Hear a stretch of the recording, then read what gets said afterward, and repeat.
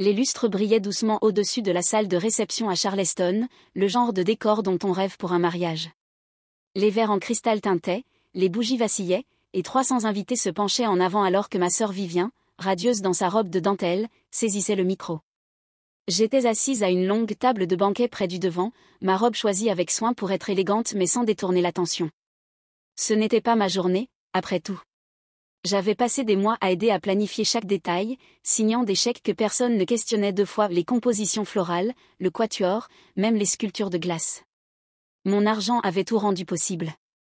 Je pensais avoir au moins gagné un coin tranquille de paix ce soir-là. Vivien sourit largement, sa voix résonnant aisément dans les haut-parleurs. Je veux simplement remercier tout le monde d'être ici pour célébrer avec nous ce soir, dit-elle, marquant une pause alors que la salle se taisait, suspendue à ses mots. Puis, avec cet éclat familier dans les yeux, elle ajouta, et bien sûr, un grand bravo à ma sœur éternellement célibataire, Selena. Les rires se propagèrent dans la salle comme une vague. Certains invités gloussèrent poliment, d'autres se penchèrent en avant, secoués d'amusement. Quelques-uns applaudirent comme si c'était la meilleure blague de la soirée. Moi aussi, je souris, que pouvais-je faire d'autre? Mon visage me semblait figé, mes paumes humides serrant la serviette sur mes genoux. Le son de 300 personnes riant à mes dépens résonnait dans mes oreilles. Vivien continua, sa voix douce mais tranchante. C'est elle qui a rendu tout cela possible. Vraiment. Finalement, rester célibataire a ses avantages, non? Le public éclata de rire de nouveau, et elle rayonna, s'imprégnant de leur approbation. J'avalai difficilement ma salive, priant pour que mon expression reste maîtrisée. Si quelqu'un avait regardé attentivement, peut-être aurait-il vu la vérité dans mes yeux. Mais personne ne le fit. Ils étaient trop occupés à célébrer sa plaisanterie. L'ironie m'écrasait la poitrine, j'avais payé la moitié de ce mariage. Son mariage de rêve reposait sur les fondations de mes sacrifices silencieux. Et pourtant, j'étais réduite à une simple punchline. Je pliai lentement ma serviette, cherchant mon souffle, tandis que Vivien tendait le micro à la demoiselle d'honneur. Les tintements de verre reprirent, mais les rires résonnaient encore en moi, plus coupants que n'importe quelle parole que j'aurais pu prononcer. Et à ce moment-là, l'histoire de ma vie se rejoint une fois de plus, Vivien éblouissant la salle, et moi assise dans l'ombre, tenant tout ensemble. Mais les ombres peuvent contenir plus que le silence. Parfois, elles portent une vérité que personne ne voit venir. Les rires de la réception persistaient dans mes oreilles, mais mon esprit dériva vers les rues de Savannah, où Vivien et moi avions grandi. Elle avait toujours été l'éblouissante. Même enfant, elle savait comment incliner son menton juste comme il fallait, comment afficher un sourire qui faisait fondre les adultes. Les professeurs l'adoraient. Les voisins disaient qu'elle irait sûrement loin. Et moi? J'étais la discrète, la fille fiable qui ne faisait pas de vagues. Quand la facture d'électricité était en retard, je faisais du babysitting après l'école pour la payer. Quand les heures de notre père au port furent réduites, je pris des services dans un dîner pour allonger l'argent des courses. Personne n'applaudissait ces sacrifices. On les considérait simplement comme acquis. Notre mère s'extasiait devant le charme naturel de Vivien. Elle lui achetait des robes de concours et s'asseyait au premier rang à chaque récital. Mes bulletins, garnis de notes parfaites, restaient accrochés une semaine sur le frigo avant d'être discrètement retirés. « Selena est stable », disait-il, comme si la stabilité ne pouvait pas être extraordinaire. À la fin du lycée, le schéma était gravé dans la pierre. Vivien, couronnée reine du bal, flottait sur des rêves de gloire et d'admiration. Moi, je jonglais avec 2 emplois et économisais pour l'université, sachant que personne d'autre ne le ferait. Elle était louée pour son potentiel. Moi, on comptait sur ma responsabilité. Ce n'était pas que j'enviais sa beauté ou son éclat. C'était que mon rôle semblait écrit avant même que je le comprenne être l'épine dorsale. Tout soutenir. Rester dans l'ombre pour que Vivien brille. Mais même les ombres peuvent s'impatienter. Avec le temps, j'ai compris qu'être ignoré me donnait une étrange forme de liberté. Je pouvais avancer sans fanfare, construire sans ingérence. J'appris à porter du poids en silence, à transformer l'invisibilité en armure. Et des années plus tard, quand le monde pensait que j'étais encore ce pilier invisible, j'avais déjà jeté les bases de quelque chose de bien plus puissant que quiconque ne l'imaginait. À 30 ans, j'avais déjà accepté mon rôle de sœur fiable, celle qui payait les factures, qui se présentait sans qu'on le lui demande, qui n'avait jamais besoin de lumière. Ce que je n'avais pas accepté, c'était d'être traitée comme si ma vie n'était qu'une salle d'attente pour quelque chose de meilleur qui ne viendrait jamais. Cette même année, une relation que je croyais stable et durable s'effondra en une seule nuit. La trahison me blessa profondément. Mais au lieu de me briser, elle m'a poussé vers une nouvelle forme de détermination. Si l'amour ne pouvait pas être une certitude, alors je bâtirais autre chose, quelque chose que personne ne pourrait m'enlever. Je quittais Savannah pour Charlotte, où je ne connaissais personne et où personne ne me connaissait. Dans un loft modeste aux murs de briques et aux meubles de seconde main, je lançais Whitmore Strategy. Tout commença simplement du conseil pour de petites entreprises qui ne pouvaient pas se payer de grands cabinets. Je comprenais les opérations. Je comprenais l'efficacité. Et surtout, je comprenais les gens qui se sentaient invisibles. Un contrat en mena un autre. Et bientôt, j'étudiais les acquisitions, rachetant des entreprises moyennes en difficulté pour les transformer en sociétés rentables. J'appris à agir dans la discrétion, à prendre des décisions sans attirer l'attention. Ma vieille berline m'emmenait de réunion en réunion, se fondant dans les parkings où personne n'aurait soupçonné que la femme qui en sortait possédait l'immeuble à l'intérieur. Plus je construisais, moins je partageais quand la famille me demandait ce que je faisais. Je restais vague. Pour eux, j'étais toujours la sœur célibataire qui s'amusait à travailler pour passer le temps. Pour moi, je bâtissais quelque chose de bien plus grand qu'ils ne pouvaient l'imaginer. Quelques mois avant le mariage de Vivien, j'avais finalisé mon projet le plus ambitieux jusqu'ici, une participation majoritaire dans Stanton Dynamics, une entreprise technologique aux contrats nationaux. Et, comme le destin l'aurait voulu, c'était justement l'endroit où Graham, son fiancé, avait fait carrière. On aurait dit que l'univers avait tracé un cercle que je n'avais jamais eu l'intention de fermer. Mais je gardais cette information pour moi, convaincu que, de toute façon, personne dans ma famille n'y aurait prêté attention, même si je le leur avais dit. Quand Vivien annonça ses fiançailles avec Graham Alden, c'était comme si toute la famille attendait ce moment depuis toujours. Il était raffiné, ambitieux, et avide de grimper plus haut que ce que son propre nom de famille pouvait lui permettre. Au dîner, il parlait comme si chaque conversation était une opportunité de réseautage, transformant même les banalités en argumentaire de vente. Je comprenais pourquoi Vivien l'adorait. Il était le miroir qu'elle attendait, reflétant sa propre soif d'admiration. Presque immédiatement, les discussions se tournèrent vers le mariage. Pas une simple cérémonie, bien sûr, mais un domaine viticole près de Charleston, avec lustre, terrasse de jardin et une facture qui aurait pu acheter une maison. Personne ne demanda si j'allais contribuer. Ils partirent simplement du principe que je le ferais. C'était toujours le même schéma. J'étais la fiable, celle qui avait de l'argent de côté, même si aucun d'eux ne se souciait de savoir comment. Je regardais les devis grimper, traiteurs, arrangements floraux, quatuors importés et je signais les chèques en silence, laissant les chiffres s'échapper de mon compte professionnel comme s'ils n'étaient rien. Mais ce n'était pas rien. Chaque dollar avait été gagné par des nuits blanches, des négociations, et des risques que personne dans ma famille n'aurait même imaginé que je sois capable de prendre. Mais pour eux, ce n'était qu'un devoir, mon rôle de grande sœur. Un soir, alors que nous révisions les derniers détails, Vivien s'adossa à sa chaise avec un petit sourire en coin. « Au moins, tu peux enfin avoir l'impression de faire partie de quelque chose de grand, dit-elle d'un ton léger, presque affectueux si on ne la connaissait pas comme moi. » Les mots piquèrent, tranchants et condescendants, mais je gardai mon visage impassible. Je me dis que ce n'était pas à propos de moi, que sa journée devait être parfaite, sans conflit. Si mon rôle était de disparaître en arrière-plan pour qu'elle puisse briller, alors je jouerais ce rôle, comme toujours. Alors je souris, j'acquiesçai, et j'acceptai un virement de plus, une facture de plus. Le rêve de ma sœur reposerait sur des fondations qu'elle ne prendrait jamais la peine de regarder. Et je me rappelai, en enfouissant la morsure de ces mots, que le silence recèle parfois plus de puissance qu'il n'y paraît. La veille du mariage, le vignoble luisait de lanternes douces alors que famille et amis se réunissaient pour le dîner de répétition. Vivien flottait dans la pièce comme une reine déjà sur son trône, Graham à ses côtés, son bras posé sur elle avec possessivité. J'étais assise à une petite table, contente de siroter mon vin et d'observer. Je n'avais pas besoin d'être au centre de l'attention. Après le dessert, Vivien s'installa à côté de moi. Son parfum était entêtant. Son sourire calculé. « Et Selena, dit-elle d'un ton léger, demain va être important. J'ai besoin que tu me promettes quelque chose. » Je haussai un sourcil. « Quoi donc ? » « Ne parle pas de ta petite entreprise, dit-elle en baissant la voix comme s'il s'agissait d'un secret honteux. Dis juste que tu es entre deux emplois si quelqu'un demande.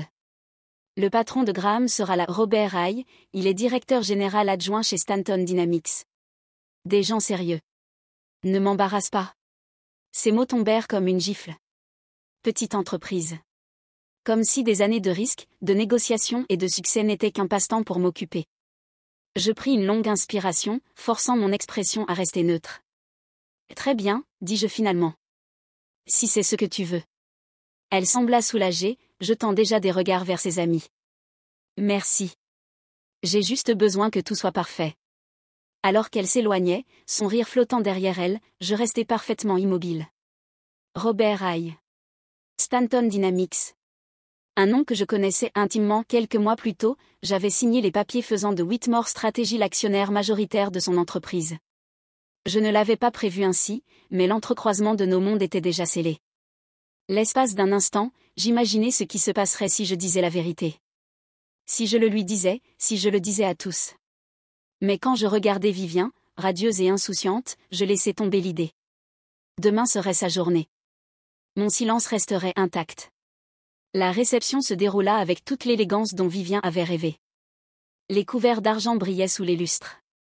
Les serveurs glissaient entre les tables, et la terrasse du vignoble scintillait à la lueur des bougies.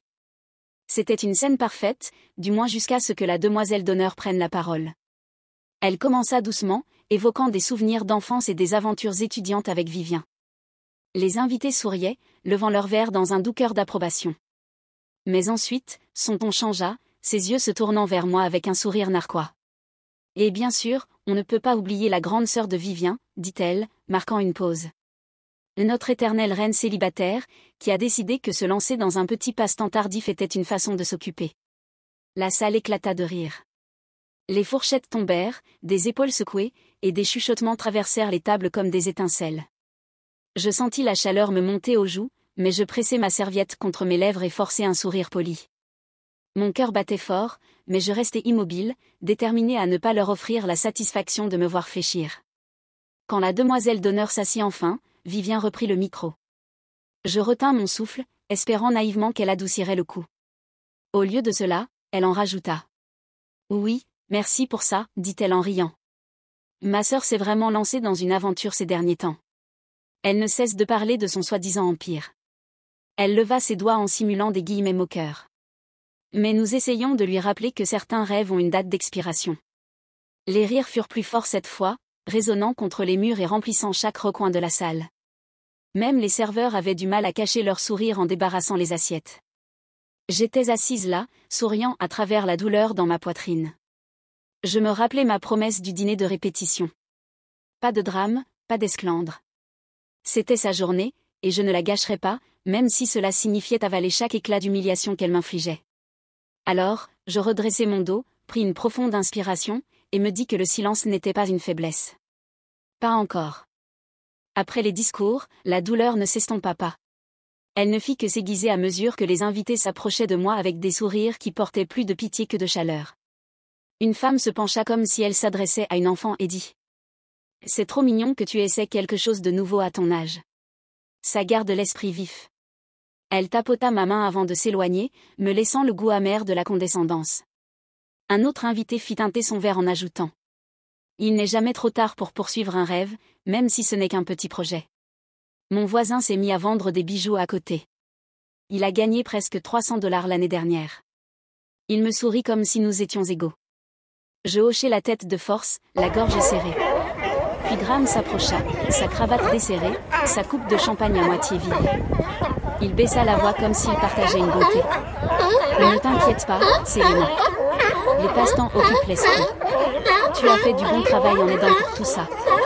Vraiment. » Il me tapota l'épaule d'un geste paternaliste avant de retourner vers son cercle de collègues, riant avec l'aisance d'un homme convaincu d'avoir été bienveillant. Je restais figé, ma fourchette posée au bord de mon assiette, mon sourire figé comme de la porcelaine. Chaque remarque entaillait un peu plus profondément que les blagues publiques. Les rires des étrangers étaient une chose, mais le mépris discret de Graham pesait autrement. Et puis vinrent les mots qui faillirent me briser. En passant près du bar, j'entendis la voix de Vivien, basse mais d'une cruauté limpide. Elle ne sera jamais plus que la sœur célibataire qui joue à l'entrepreneuse. C'est triste, vraiment, mais au moins elle se sent importante. Sa demoiselle d'honneur gloussa en répondant. C'est mieux que si elle t'appelait tous les jours. Vivien rit avec elle, sans le moindre scrupule. Je sentis le sol vaciller sous moi, mon souffle court et tremblant.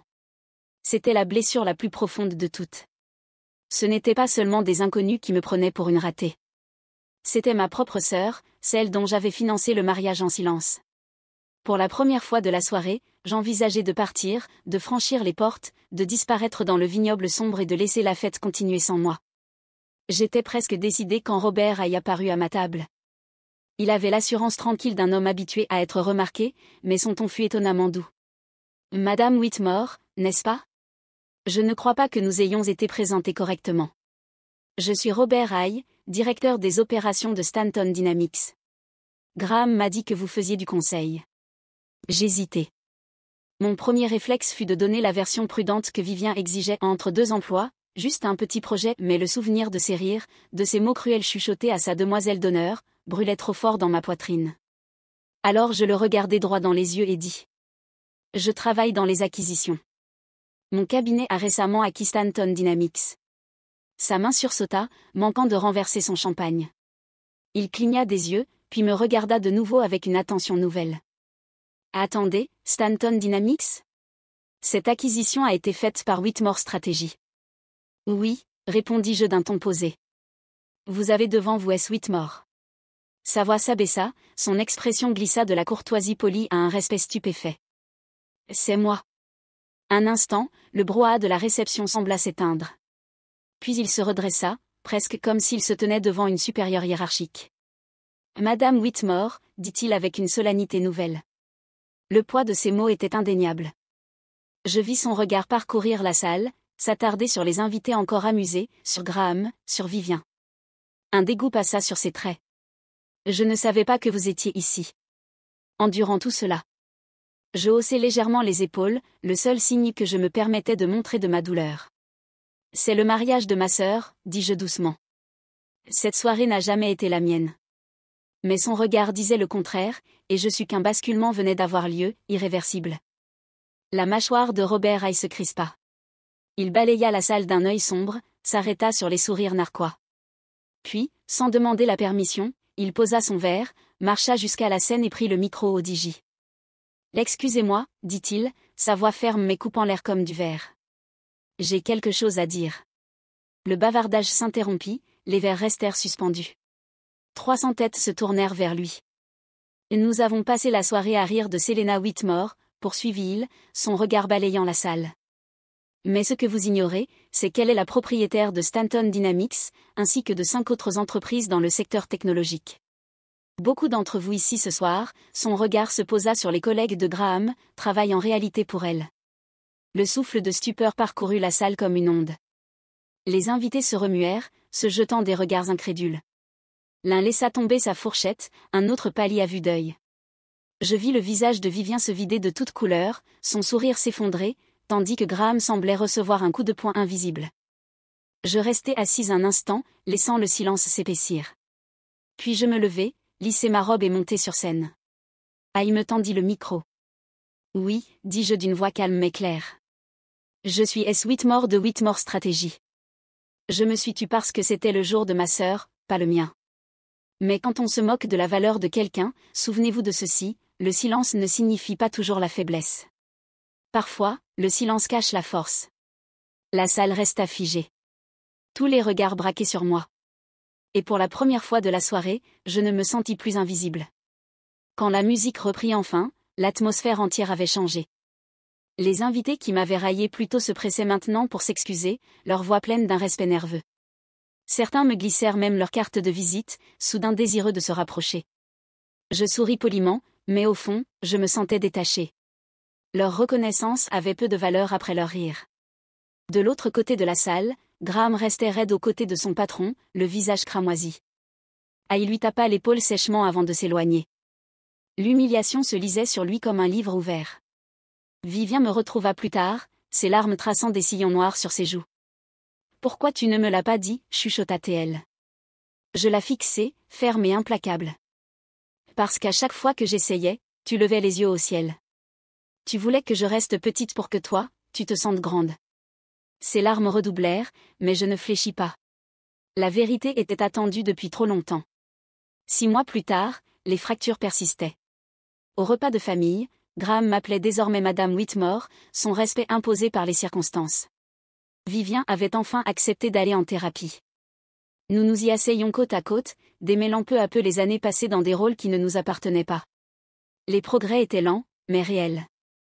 À travers tout cela, une seule certitude m'accompagnait, mon pouvoir ne résidait pas seulement dans les entreprises que je possédais, mais dans le choix de ne plus laisser personne, pas même ma famille, me diminuer.